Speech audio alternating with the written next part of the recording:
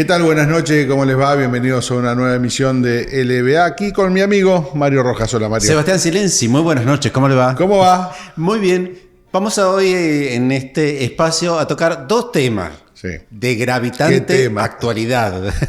Uno es el tema de la producción de petróleo y gas que aumenta, pero necesitamos importar barcos de gas porque no nos alcanza. ¿Por qué no nos alcanza, no? ¿Por qué no nos alcanza el gas? ¿Y cuál fue el gran beneficio que le dio la provincia para incentivar la producción, la mayor producción de vaca muerta? Sí, tal cual. Vamos a estar con un especialista, con alguien que, bueno, no necesita mucha presentación.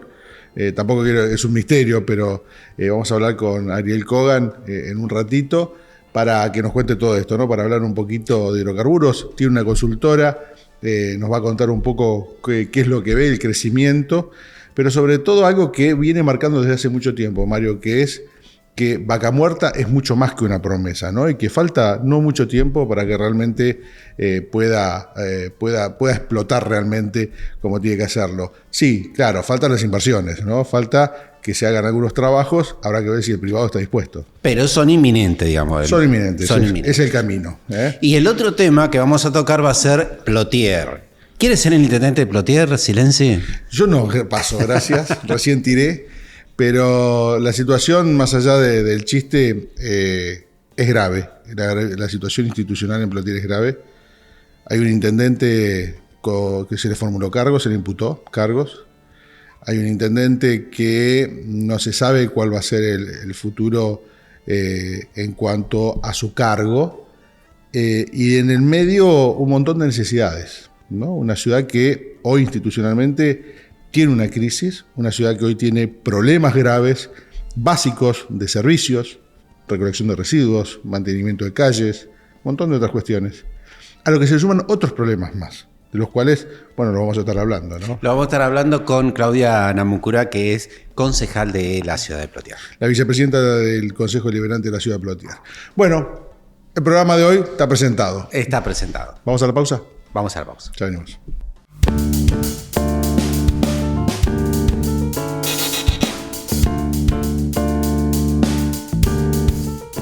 Estamos en la obra más importante en la historia de la ciudad de Neuquén, la Gran Avenida. Y comenzó una etapa clave, los pluviales. Los caños ya llegaron para instalarse y que no nos vuelva a suceder en el 2010 y el 2014. Y además, ¿sabés por qué lo hacemos mucho más rápido? Porque lo hacemos a la neuquina. Cero endeudamiento, cuentas ordenadas y un superávit que es ejemplo en el país.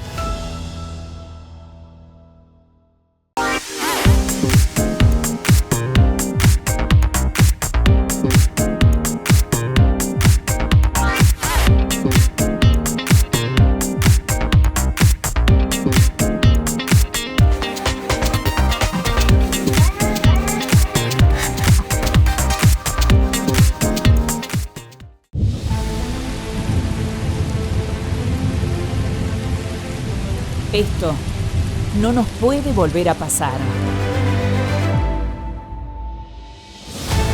Por eso, estamos construyendo el Gran Pluvial en la Gran Avenida. A la neuquina, trabajando las 24 horas. Con presupuesto propio y cero endeudamiento.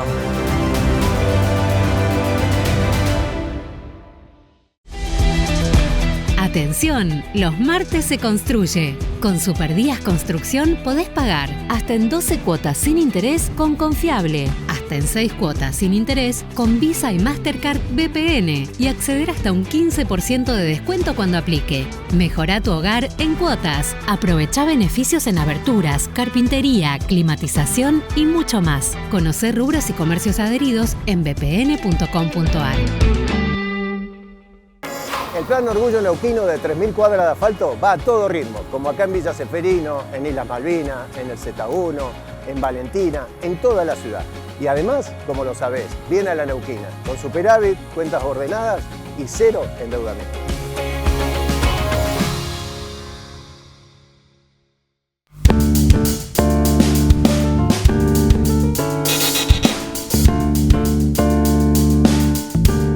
Volvemos aquí a La Verdad Avanza. Estamos con un invitado, Sebastián Silenzi. Sí, tal cual. Estamos con el contador Ariel Kogan, que bueno, tiene una consultora, se llama GKC, así es. Bueno, bienvenido y gracias por aceptar la invitación a venir a hablar un poco de hidrocarburos y tratar de explicarle a la gente qué es Neuquén también, ¿no? Bueno, muchas gracias a ustedes y a disposición. Bueno, mucha gente lo conoce por otras actividades que ha tenido. Ariel no es una persona que necesita mucha presentación. Si uno, ahí estaba mirando el último informe que presentaron desde la consultora y veía, ¿no?, los porcentajes que representa Neuquén en la producción tanto de gas como de petróleo. Claramente somos la provincia más importante en generación de hidrocarburos, pero muchas veces nos cuesta entender dónde estamos parados. ¿Vos nos podés explicar rápidamente, con esos porcentajes, con eso que nos mandaste vos, dónde estamos parados los neuquinos? Sí, Vaca Muerta ya significa, o la cuenca neuquina en general, casi el 70% de la producción total del país de petróleo y de gas, muy parecido a los porcentajes, y en ascenso vertiginoso porque la producción convencional en el resto del país, tanto de gas como de petróleo, está en franco declino. Y Vaca Muerta, por el contrario, está aumentando a pasos agigantados su producción y lo va a seguir haciendo. Respecto de hace 2 años, la producción de Vaca Muerta aumentó 66%, respecto del año pasado 30%. ¿Eso es petróleo y gas? Petróleo sobre todo. El gas tiene una particularidad. Y respecto del año pasado 33%, y ya se saturaron los oleoductos. A fin de este año va a terminar de construirse el oleoducto Vaca Muerta Sur, que va a llevar crudo hasta Punta Colorada, en Río Negro, donde se está haciendo un puerto exportador, y eso va a permitir aumentar, casi duplicar otra vez la producción. Duplicar la producción son 500.000 barriles y la producción de marzo de Vaca Muerta fueron 568.000 barriles. Y con el precio internacional del crudo en estos niveles, bueno, con $68 como estaba antes de la guerra ya era un gran negocio, bueno, con 105 como está hoy o con 80 promedio en los próximos 4 o 5 años, ni que hablar que esto va a ocurrir, pero no en un lapso largo, sino va a ser en un periodo muy corto de tiempo. Ariel, ¿por qué si tenemos tanta producción de gas, por qué necesita el país comprar barcos de gas? La diferencia que existe entre el gas y el petróleo es que el petróleo, si bien, primero, el petróleo es un commodity que se puede exportar y se puede transportar incluso hasta en camiones, aunque sea muy caro. En cambio, el gas natural no necesita básicamente de infraestructura de transporte, de gasoductos. Vaca Muerta pegó un salto monumental en el año 2001 cuando se aplicó el plan gas y se llegó rápidamente a cubrir la capacidad instalada de transporte desde Neuquén hasta el resto del país. Luego pegó otro salto muy importante cuando se puso en servicio el gasoducto Néstor Kirchner, ahora llamado Perito Moreno, la primera etapa de eso. Se saturó inmediatamente. Y luego pegó otro pequeño salto cuando se terminó de hacer la primera etapa de la reversión del gasoducto norte, que también está conectado a través del gasoducto centro-oeste. ¿Es el que viene de Bolivia ese? Claro, es el que viene de Bolivia. La obra fue revertir el flujo, que se pueda llevar gas desde el sur hasta el norte del país por 2 razones. Primero, por una cuestión estratégica. Segundo, una cuestión económica. El gas boliviano era cada vez más caro. Y tercero, por una cuestión eminentemente de producción. La producción boliviana se está cayendo rápidamente a pedazos. Y bueno, ellos preferían incluso exportarle a Brasil porque tenían contratos de más largo aliento y previos a los contratos con Argentina, con lo cual, bueno, todavía se sigue corriendo porque no está terminada esa obra, problemas de desabastecer de gas el norte del país, porque no hay forma, ni importando, porque no hay caños para llevarlo. Bueno, Vaca Muerta en materia de gas tiene la limitación de la capacidad de infraestructura. Si se hace otro gasoducto, se pegará otro salto. Mientras no se haga otro caño, bueno, la capacidad, digamos, la producción va a estar topeada en estos niveles, ¿no? Ahora, Ariel, hablamos de infraestructura que se necesita para pegar el salto, hablamos de también empresas que quieran venir a invertir a Vaca Muerta, ese es otro factor.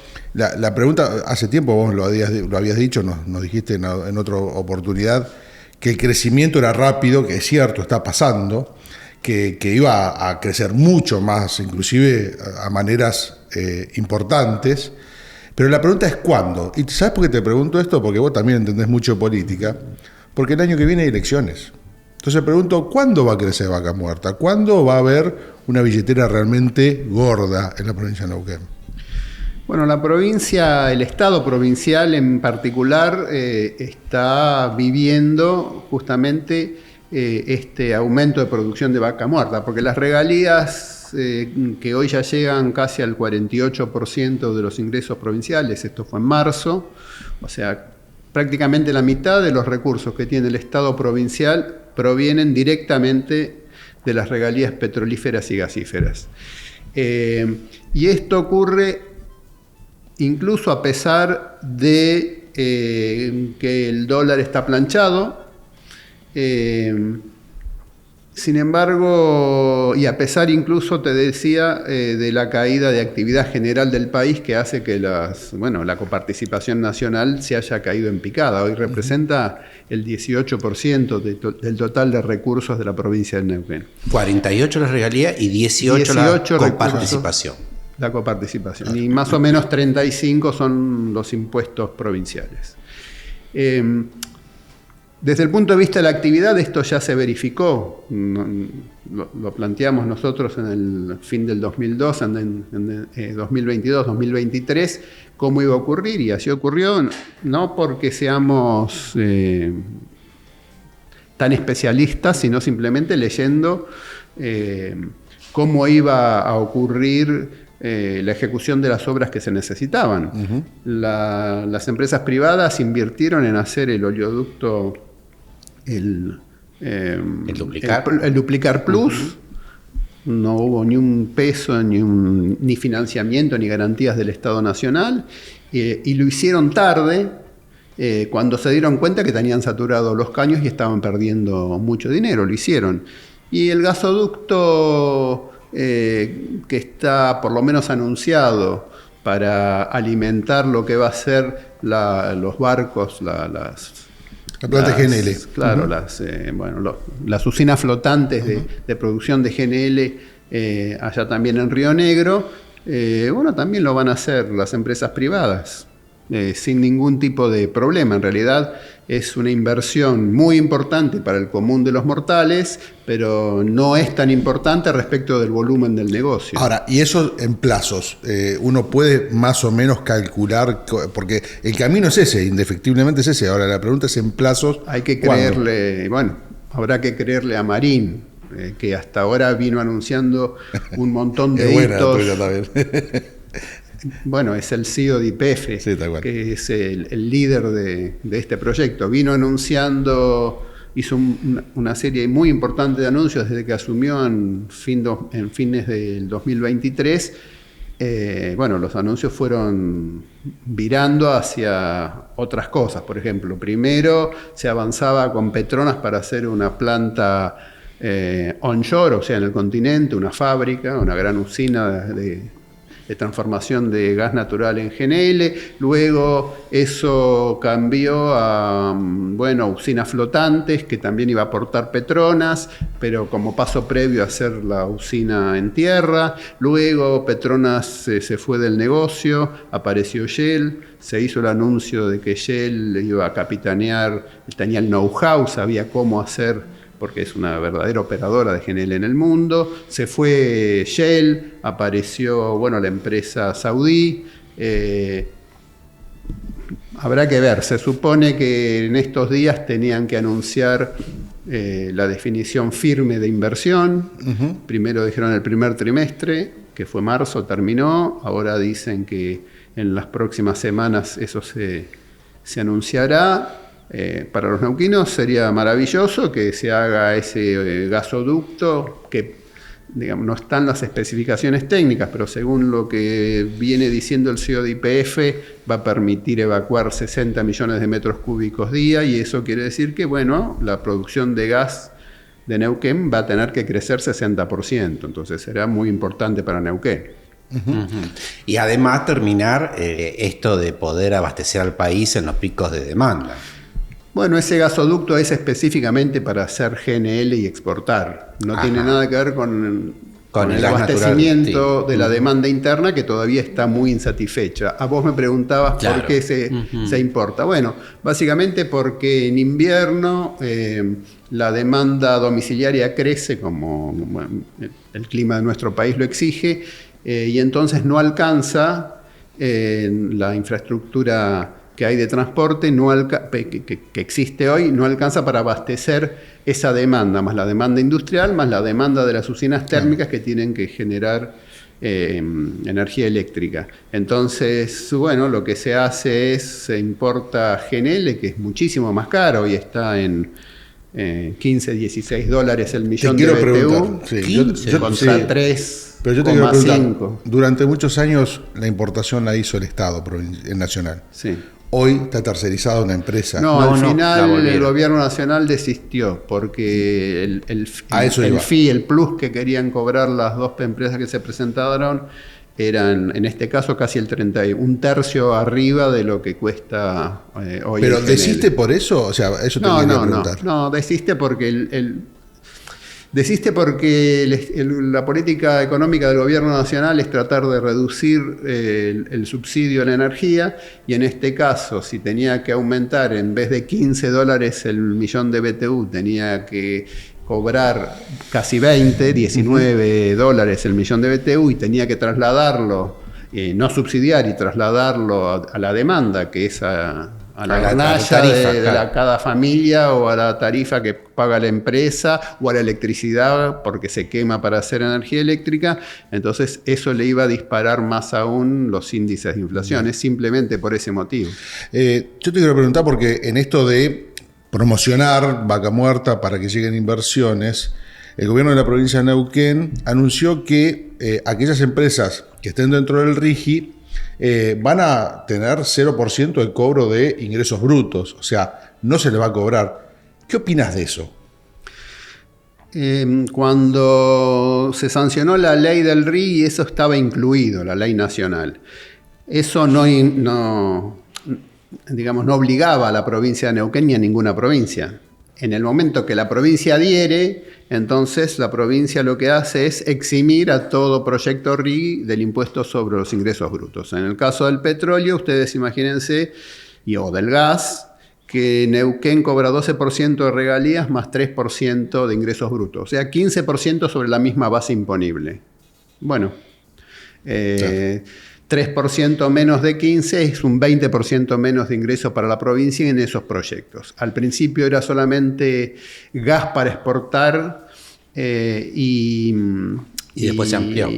Y la infraestructura de transporte, gasoductos y oleoductos, y ahora se amplió por un decreto a la producción de petróleo. Ya Pluspetrol, que es una de las productoras, no la más importante, pero es una productora mediana de Neuquén, ya se presentó para calificar al RIGI para producción de petróleo. Bueno, eso lo que, son inversiones que ya están previstas, que se van a hacer igual, de un sector que tiene una altísima rentabilidad, y que lo único que va a generar es una merma futura de recursos al Estado provincial y a los estados municipales. Para el caso del gas, para el proyecto que lidera YPF, si se bajan las regalías del 12 al 7,5, como hubo un anuncio público de presentar un proyecto de ley, eso van a significar 150 millones de dólares anuales. Imagínense que se habla de una inversión de 30 mil millones de dólares en 20 años. Neuquén estaría aportando el 10% de la inversión de un negocio en el que no va a participar. La verdad que no tiene mayor fundamento, pero bueno, es una decisión que tendrá que tomar la legislatura. Ariel Kogan, muchísimas gracias. Gracias a ustedes. Pausa aquí en La Verdad Avanza, ya volvemos.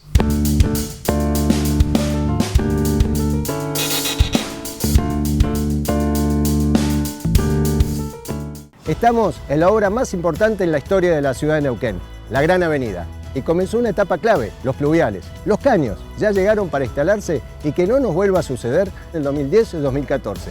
Y además, ¿sabés por qué lo hacemos mucho más rápido? Porque lo hacemos a la neuquina. Cero endeudamiento, cuentas ordenadas y un superávit que es ejemplo en el país. Apart Hotel Rivadavia 815, en el corazón de Neuquén. Habitaciones diseñadas para tu confort, desayunos exquisitos y un salón para eventos que hará que cada ocasión sea inolvidable. Reserva tu estadía y viví una experiencia única. Neuquén Informa. Noticias destacadas. El gobernador Rolando Figueroa dejó inaugurada la red de gas de Villa del Nagüeve, una obra histórica que permitirá acceder al servicio a todas las familias de la localidad y parajes cercanos. Fíjense qué importante que es poder venderle al mundo, pero que nuestra gente tenga gas. El relato se refuerza mucho más con estas acciones. Entonces, nos encargamos de lo grande, pero también nos tenemos que encargar de las cosas cotidianas, de las que nos hacen un mejor vivir. Más información en neuqueninforma.gov.ar. El plan Orgullo Neuquino de 3.000 cuadras de asfalto va a todo ritmo, como acá en Villa Ceferino, en Islas Malvinas, en el Z1, en Valentina, en toda la ciudad. Y además, como lo sabés, viene a la neuquina, con superávit, cuentas ordenadas y cero endeudamiento.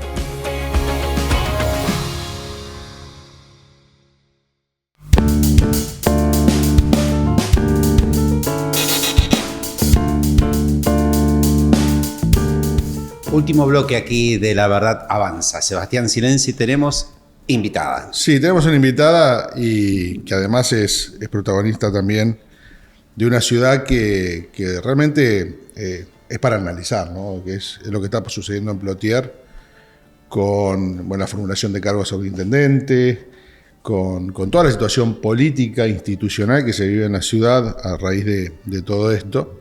Bueno, y la vamos a presentar, está con nosotros la doctora Claudia Namuncurá, que es la vicepresidenta primera del Consejo Deliberante. ¿La querés hacer subir? Sí, yo la quiero hacer. Vamos, buenísimo. Claro, la subí de concejal a legisladora, a diputada. Pero bueno, Claudia Namuncurá, muchas gracias por venir.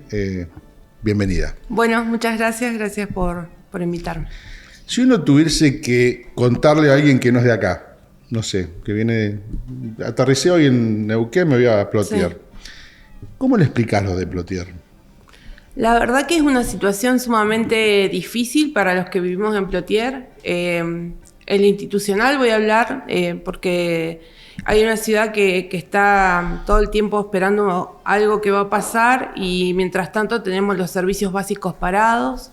Nosotros en el Consejo Deliberante estamos recibiendo constantemente vecinos que tienen una queja por los espacios verdes, su limpieza, por la recolección de residuos, que en diciembre fue una crisis sumamente grande porque había una parte terciarizada y esto se dejó de prestar el servicio. Y cuestiones como no encontrar a aquellos que son los encargados directos de las áreas muy importantes, como son recaudaciones, áreas que el vecino tiene como referente, y bueno, y no tenemos respuesta. Entonces la verdad que el Consejo ha sido caja de resonancia en todo el momento de eso. Hemos estado pidiendo informes que no se han respondido. Así que la verdad que la situación es sumamente crítica, no desde ahora, sino mucho antes, por una falta como de movimiento en lo administrativo y de los funcionarios de estar presentes en el territorio dando las respuestas a los vecinos de la localidad, que es lo que necesitamos. Así que bastante compleja la situación de Plotier. ¿Qué va a pasar a partir de lo que pase finalmente con el intendente? Es muy probable que actualmente la presidenta del Consejo Deliberante, que es Malena Reza, se haga cargo del Ejecutivo y que vos te hagas cargo, obviamente, del Consejo Deliberante. A partir de eso, ¿cómo se gobierna hacia adelante? No sé por cuánto tiempo, habrá que ver después si está la posibilidad o no de la suspensión, porque creo que tiene la posibilidad, vos me lo dirás, sos abogada aparte, tiene la posibilidad del Consejo Deliberante a través del artículo 79, ¿no? Sí, de la Carta Orgánica. De la Carta Orgánica, tal vez suspender la función del intendente mientras está procesado, pero vos me dirás cómo se avanza en una ciudad donde queda 1 año y medio, porque se vota por Carta Orgánica también en septiembre del año que viene. Digo, ¿cómo haces para sostener una ciudad con una crisis institucional así, no? Sí, la situación es compleja porque nosotros por un lado tenemos de forma paralela un proceso judicial que justo hoy, si lo puedo decir, ya hubo una formulación de cargos con otra medida de coerción pendiente, y tenemos un juicio político que entró al Consejo Deliberante la semana pasada, el 13 de abril, precisamente tomó estado parlamentario y ya se está trabajando en la Comisión de Gobierno y Desarrollo Social, donde se están evaluando varias de las causales que enumera una vecina de la localidad, que justamente es abogada, que trae a colación no solamente el sistema famoso de fotomultas, que tuvo muchas deficiencias técnicas y yo creo que muchas nulidades en lo que fue cómo llevarlo adelante, las notificaciones y demás, y después invasiones de competencia en el juez de falta, en el poder de policía, bueno, cuestiones muy técnicas, pero que hacen al vecino en el descargo de una falta en el momento de cruzar un semáforo en rojo, invadir una senda peatonal. Claro. Eso lo estamos teniendo. Y con el aditamento ahora de la formulación de cargos, que nuestra carta orgánica permiten, en caso de imputación de un delito, ya sea el intendente, concejales, convencionales constituyentes, poder avanzar con una suspensión que sería como una medida cautelar, en este caso, evaluada por el cuerpo con una mayoría grabada, que serían 10 concejales. No tiene que ser procesado, digamos, por ese término. A mi término no, a mi parecer no, porque en realidad lo que hace es... se evalúa una medida cautelar por la imputación de un delito, porque en realidad la Carta Orgánica de hecho ha quedado antigua porque habla de auto de procesamiento, que nosotros tenemos un sistema penal acusatorio donde... cambió el Código Procesal. Claro, la acción penal la lleva adelante el Ministerio Público Fiscal, como lo hemos visto. Entonces, esa cuestión yo creo que hay que evaluarla, sobre todo en este caso que es de dinero, lo que estamos hablando, las contrataciones y demás. Creo que va a quedar en manos del cuerpo este proceso que es netamente político. Y en el caso de la suspensión, ¿crees que están los 10 votos como para suspenderlo? Yo creo que a esta altura sí, la gravedad institucional, hemos sido muy respetuosos, nosotros no, más allá de lo que se ha dicho mediáticamente, uno respeta la figura del intendente porque fue elegido democráticamente, de hecho nosotros hemos acompañado, en lo particular yo, la lista del intendente, entonces uno ha sido muy respetuoso. Nosotros, previo a esto, intentamos otras medidas de tipo administrativas, como fue la interpelación en la subsecretaria de Hacienda, la cual nos se presentó que hubiera sido un buen momento para aclarar muchas cuestiones previo a todo esto de lo judicial. Se desperdició por parte del Ejecutivo y eso me dio mucha pena porque hubiera sido un buen momento para que el intendente ponga... blanco sobre negro, exactamente. Que digan, yo no hice o hice... O yo hice y acá tengo las pruebas y esto lo pueden ir examinando en paralelo a lo que va a la justicia. Y me parece que esa fue se desaprovechó esa parte de tipo administrativa, que es el control que ejerce el Consejo Deliberante. Claro, no está mal que un funcionario vaya a dar explicaciones, porque las explicaciones son para los concejales, son para el pueblo, para la ciudadanía. Así que eso me pareció un poco lamentable que no haya venido la subsecretaria, que depende del intendente municipal. Es decir, creo que es una decisión netamente política esa de no haber ido. ¿Crees que se pueden resolver, con esta nueva estructura que se tiene que armar? Yo calculo que si pasa... la presidenta del Consejo al Ejecutivo y vos quedás dentro del Consejo, ¿crees que se puede reorganizar o se puede hacer cosas que están pendientes en Plotier? Porque si no, va a ser un año y medio dificilísimo. Sí. Yo creo que sí, que se puede hacer. Creo que los vecinos de Plotier estamos cansados. Son cuestiones básicas, que te pase la recolección de basura, las máquinas, las calles de ripio, que nosotros tenemos una gran cantidad de calles de ripio, la limpieza de los espacios verdes. Yo creo que eso se puede realizar y organizarse de forma eficiente y dar una respuesta al vecino, porque no son grandes cosas, no son grandes obras. Básicos, claro, no son grandes cosas ambiciosas, sino cosas que yo creo que con un buen equipo de trabajo, con una presencia permanente de los funcionarios en el territorio se puede realizar. Y quiero aclarar esto, el acompañamiento del Consejo Deliberante para con el intendente como para el equipo de él siempre estuvo presente. De hecho, hemos declarado 2 o 3 emergencias en el marco de lo que se necesitaba. Eso lo quiero dejar como en claro, porque si no parece que ahora todos vamos en contra del intendente, que no es la idea. Ese acompañamiento estuvo y me parece que ahora es el momento de dar cuenta de esas cuestiones. El intendente ha dicho que ustedes son muy gastadores, que gastan plata en cuestiones que no tienen que gastarla. Ajá. Y que no se fijan en eso.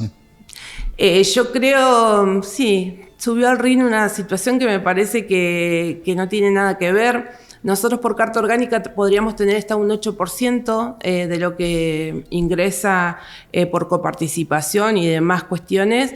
Nosotros no llegamos a eso, de hecho estamos llegando creo que a un 4%. A la mitad. Claro, nosotros hemos sufrido muchas situaciones que no las hemos hecho públicas, como por ejemplo la falta de pago de algunos empleados nuestros, la no adscripción de plantas permanentes, porque todo queda en manos del departamento ejecutivo, pues nosotros no somos autárquicos. Claro. Entonces dependemos, somos como una secretaría más, un consejo deliberante, con la agravante que tiene, dependemos del departamento ejecutivo. Entonces a mí la verdad que me chocó bastante esto que me decís vos.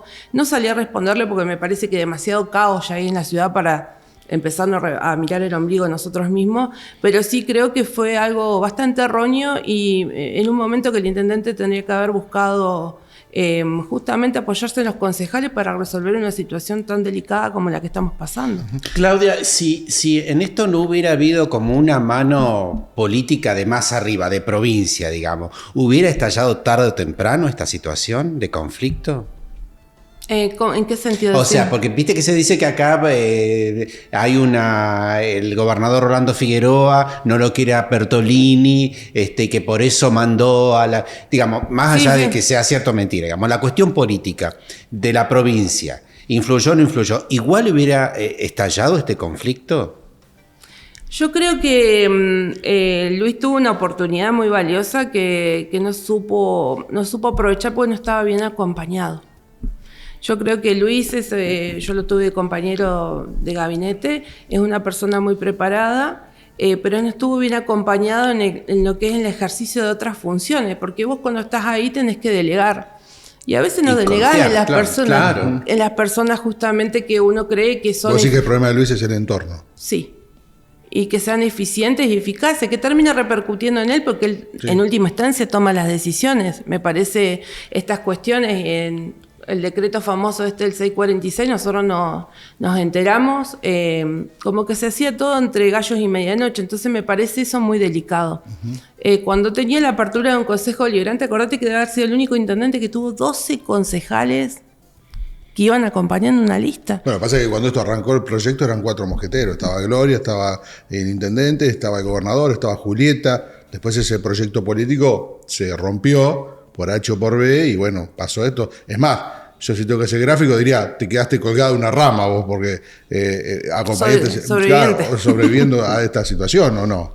Sí, yo creo que también, yo estoy entrando ahora, he ejercido, hace 20 años soy empleada, soy abogada, he ejercido varios cargos dentro del municipio, pero yo creo que siempre se busca el consenso. Me parece el consenso político que yo estoy aprendiendo, no voy a decir que lo sé todo, pero este consenso político creo que Luis no lo pudo llevar adelante. Entonces eso lo perjudicó mucho y por ende perjudicó a la ciudadanía de Plotier porque podríamos haber recibido muchas más obras, muchas más cuestiones que quedaron en stand-by por estas cuestiones de no poder en el cotidiano resolver situaciones que los vecinos necesitaban.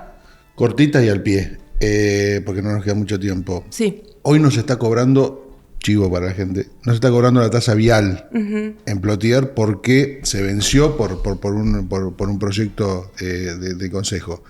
¿Qué va a pasar? Porque sobre esa tasa vial recae el boleto estudiantil gratuito, el transporte público, muchas cuestiones que hacen a políticas de gobierno. ¿Qué va a pasar? ¿Entró el proyecto, no entró el proyecto del consejo? El viernes pasado ingresó el proyecto a última hora del Departamento Ejecutivo, enmarcado en lo que era la anterior ordenanza, la 4420, con una mezcla de una emergencia por el tema del transporte público, más el aditamento de la tasa vial para el mantenimiento de calles.